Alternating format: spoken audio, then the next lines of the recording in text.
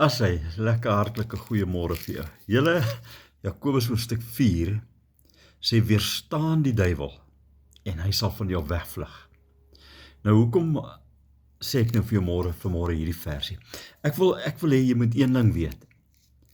Satan gaan nie vir een oomblik ophou om jou lewe miserable te maak nie.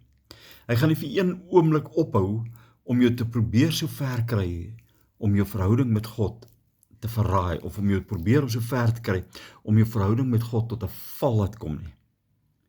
Maar hier's die ding, die woord van die Here, dis my en jou wapen.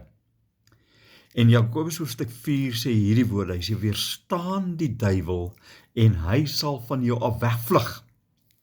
So wat ook al oor jou pad kom, wat jy ook al vandag gaan beleef, hoe jy ook al gaan probeer, weerstaan die duiwel en hy sal van jou af wegvlug.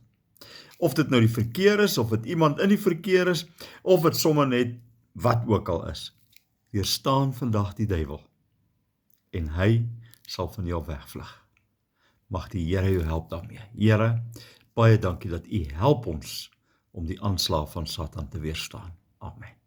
Jy moet 'n verskriklike lekker dag hê. Bye bye.